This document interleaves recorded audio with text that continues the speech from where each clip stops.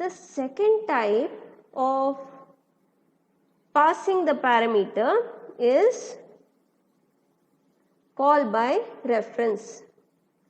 Now in call by reference, the actual parameter is actually being passed to the formal parameter position. That means if I change the formal parameter, the actual parameter also changes. Now there are two ways in which I can perform call by reference.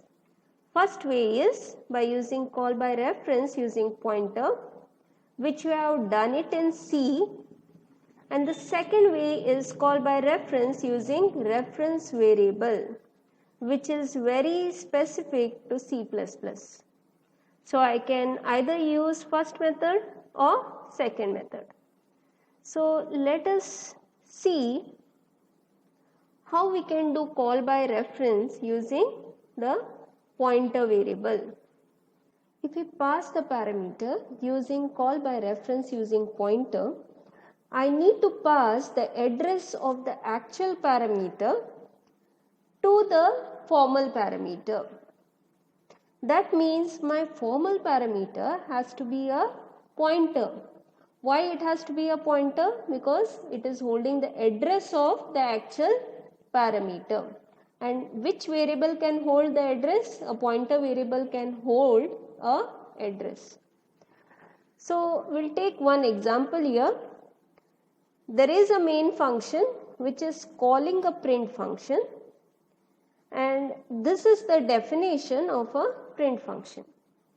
Now the function call passes a parameter. Okay, if you see, the parameter that I have passed here is %b, wherein b is a variable, integer variable, which is holding a value 7.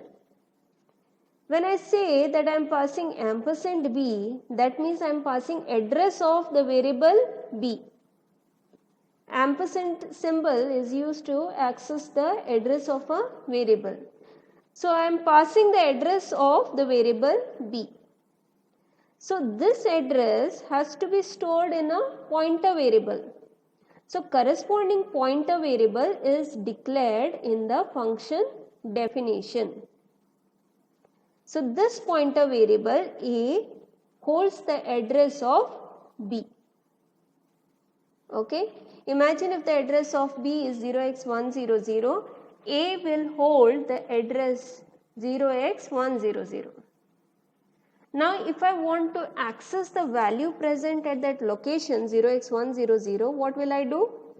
I'll use the dereferencing operator star followed by the pointer name to access the value present at that location. And the value present at the location 0x100 is 7, right? So now suppose in this print function, in the definition of the print function, I try to change the value present at that location. I say star a is equal to star a plus 1. What would happen? The value of b would change, right? The value of b would change from 7 to 8. That means by using call by reference, I can actually change the value of the actual parameter, right? Whereas this is not the case with respect to call by value. No matter what you do with the formal parameters, whether you change it, you increment it, decrement it, the value of the actual parameter never changes. Now if you try to access or you try to modify the value of b using this pointer a, definitely the value of b will change. So let us see this with the help of an example. I am taking the same swap function.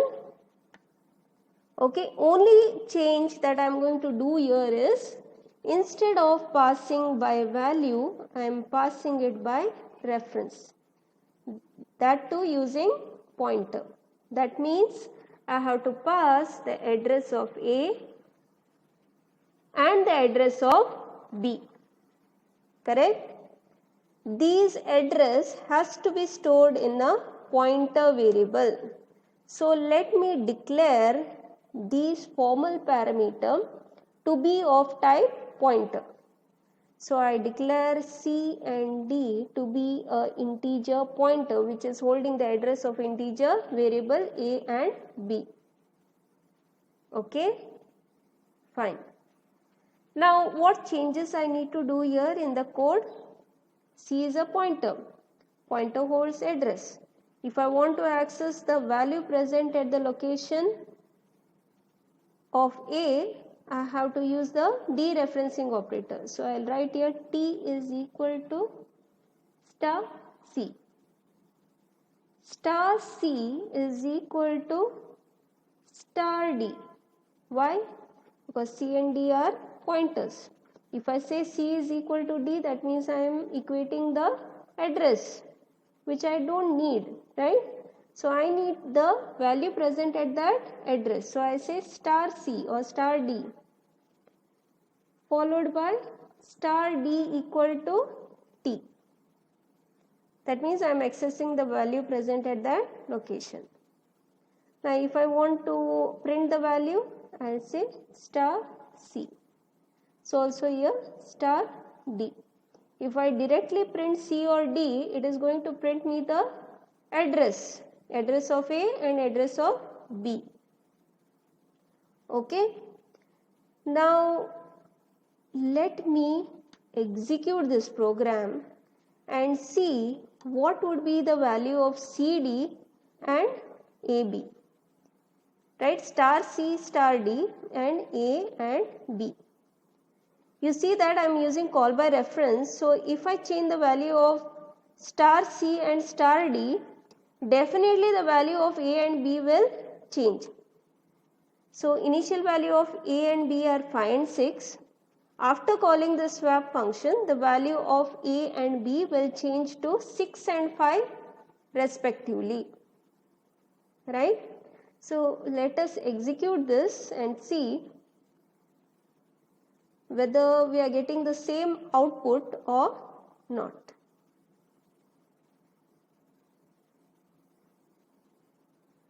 See the output here. C value is 6. Okay, when I say C is actually holding the address.